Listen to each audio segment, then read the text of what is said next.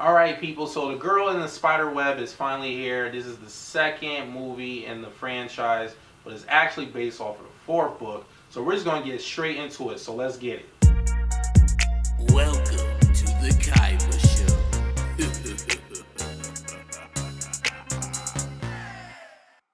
Alright people, so Girl in the Spider Web is starring Claire Foy, Lakeith Stanfield, and Stephen Merchant. It's directed by Fede Alvarez. And basically the premise of this movie is we have the young computer hacker Lisabeth. She steals this file, and basically with this file you have control of like all the missiles around the world, and it pretty much becomes this big old cat and mouse game where this person steals it from this person, and then next thing you know this person's trying to get the file from this person, and everybody's trying to get their hands on this file, and it's like a whole big chaos and the whole world's about to come to an end.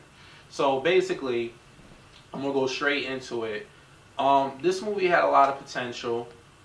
The things that actually worked for the movie, there was some good action sequences with some of the camera angles, with the cinematography, the visuals, with the chase scenes, and that was very entertaining.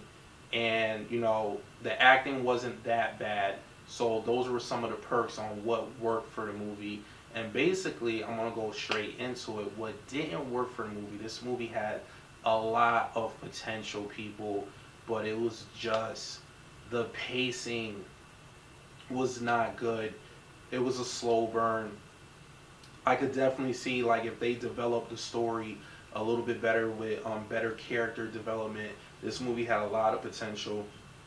You really don't need to see the first movie to tie into this one, because technically this movie is based off of the fourth book, but it's like the second movie in the movie franchise.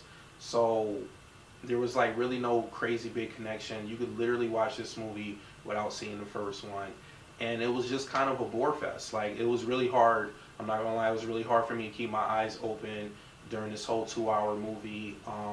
They should have just did a better job with the character development. There were so many characters in the movie, a lot of characters that you didn't really care too much for, if they died or if they stayed alive. And it was just, yeah, there was just so much going on, and it was so hard to keep up with certain characters. Like, for instance, Lakeith's character, it was to the point that sometimes you forgot that he was even in the movie, and then he just pops back up again. So yeah, it was just the pacing of this movie, it was definitely a slow burn, and it's hard to keep your eyes open. And that's one of the major things that's wrong with this movie, is just that it is oh my god, it was a bore fest. This movie is one of those movies where you kind of are looking at your watch, you're looking at the clock, and you're like, all right, it's time to go. I'm ready to go. All right, so overall, people, on the Kaiba scale of 1 to 10, I'm gonna give this movie a soft 6. It had a lot of potential.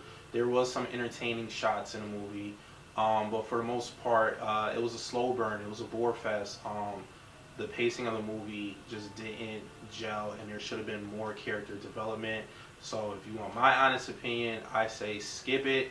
Do not waste your time seeing it in theaters, and just wait for it to come out on TV. And I probably wouldn't spend any dollars on it to try to get it on Blu-ray, and that's just my opinion. So if you like what you see and you want to see more, please hit the subscribe button. After doing that, hit the bell button so you get notified every time I upload a video, and hit the like button and leave a comment at the bottom.